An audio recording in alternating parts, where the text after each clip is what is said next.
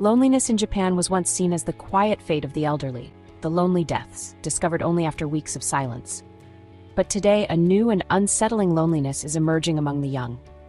In the heart of Tokyo, in crowded trains and neon-lit streets, young adults are surrounded by millions, yet profoundly alone. Their isolation isn't about old age or loss, but a modern crisis, emotional distance in the midst of constant company. The new silence is presence without connection, a cafe full of people, each lost in their own digital world. It's the unspoken rule on a commuter train. No eye contact, no conversation, just invisible walls. This isn't the loneliness of an empty room, but of a full one where no one is truly seen. The traditional logic of loneliness as a final chapter no longer fits. Now it's a paradox. Young people at the supposed peak of social life, drifting further apart. The problem is no longer just physical separation, but an emotional chasm in the middle of a crowd. In a world more crowded than ever, Japan's new loneliness is a modern affliction, quiet, persistent, and deeply unsettling. Japan's famed order and safety create a society where everything runs smoothly. Wallets are returned, trains are on time, and public spaces are immaculate. But this orderliness also breeds polite distance. Among young adults, solo living and solo activities have become the norm. Single diner booths, one-person karaoke, solo travel. On the surface, it's independence. Underneath, it's a response to the pressures of group harmony and the stress of reading the air. For many, solitude is easier than navigating the unspoken rules of social life. Young people live alone in minimalist apartments, headphones on, moving through the city in parallel with others, but rarely connecting. Entertainment is consumed alone, experiences mediated by screens. The same social fabric that ensures safety also makes it easy to become invisible. The result, a landscape of orderly solitude where it's possible to live an entire life alongside others, but never truly with them. The efficiency that makes Japan so livable can also make it profoundly lonely. For those without a tribe, invisibility is effortless. Tokyo's cafes are always full. Students, freelancers, friends, all sharing space. At first glance, it's communal life. Look closer and the togetherness is an illusion. Headphones seal off the student. The designer is on a video call, friends scroll silently through their phones. The cafe is a place to be alone, together, a backdrop of human activity without real interaction.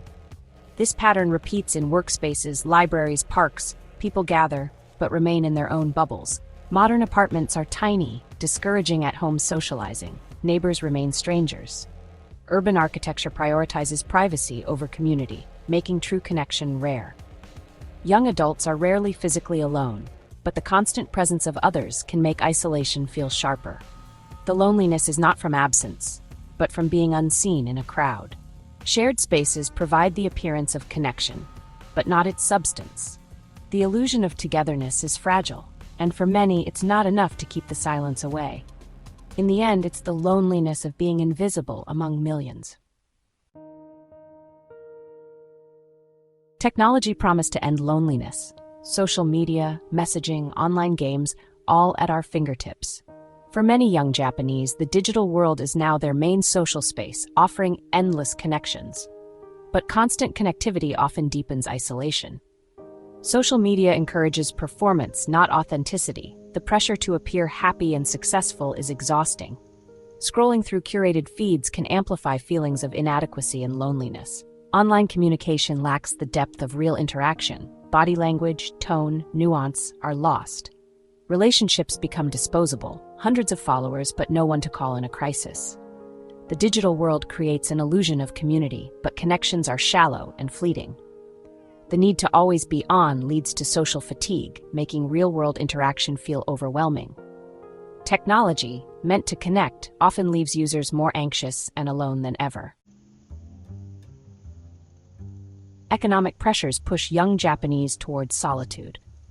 Gone are the days of lifetime employment and steady raises. Today's job market is unstable, wages are low, and hours are long.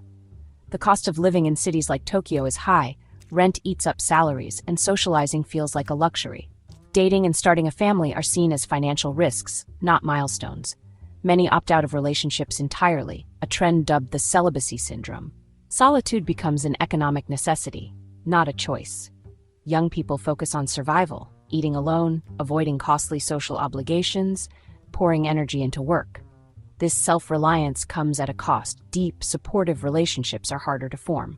The economic forces that drive people to be alone also trap them in loneliness. The price of connection is simply too high for many. Once, social withdrawal in Japan was the domain of the young men shut in their rooms for years. It was seen as rare and extreme, a response to bullying or academic pressure. But the problem has grown and changed. The original are now middle-aged, still isolated, cared for by elderly parents. More troubling, patterns of withdrawal now appear in a wider, younger demographic. Today's isolation is less absolute, but more pervasive. The office worker who never socializes, the student who never joins a club, the young adult who lives entirely through their phone. They function on the surface, but are emotionally withdrawn. Loneliness is no longer a rare condition. It's becoming the default for many young adults. The cracks in society are widening, and the silence is spreading to a new generation. What was once an anomaly is now a defining feature of youth.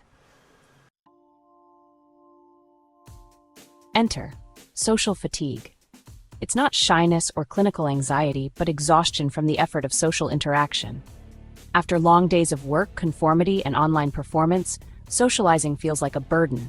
The Japanese workplace, with its long hours and group expectations, is draining. Even after-work gatherings feel like more work, not relaxation. The digital world adds to the fatigue: constant notifications, pressure to respond, and curated perfection. The line between work and leisure has blurred. The smartphone is a portal to endless demands. The result? A generation too drained to build real relationships. Socializing becomes stressful, not comforting, a sign that something is deeply wrong. Social fatigue is not individual weakness, but a collective burnout. Amid this loneliness, new responses are emerging. Social cafes and community spaces now foster gentle, low-pressure interaction, conversation tables, book clubs, craft workshops. Participation is optional. People can observe or join in when ready. These spaces offer a middle ground between isolation and overwhelming crowds. Shared housing is also on the rise, professionally managed co-living for adults with shared kitchens and living rooms. Everyday acts, cooking, watching TV, help residents form natural bonds. Most importantly, public conversation about loneliness and mental health is growing. Once taboo, these topics are now discussed in media and by public figures. Mental health clinics are more accessible, and stigma is slowly fading. Recognizing loneliness as a social problem, not a personal failing, is a crucial first step. These small changes are the beginning of a broader shift toward connection. Young adult loneliness in Japan is a paradox, disconnection in a crowded, connected world. For too long, it's been hidden behind the narrative of elderly isolation and social harmony. But the silence is now impossible to ignore. This is not just an individual issue, but a collective one, born of economic stress, draining work, and digital illusions. The hopeful sign: the conversation has begun, and small-scale solutions are emerging. Social cafes, shared housing, and mental health awareness show a desire for change. The first step is to see the problem clearly, to notice the invisible, to respond with empathy. Loneliness is not always a choice, but often a quiet call for connection. By seeing the unseen, Japan can begin to build a society that is not just orderly, but truly connected.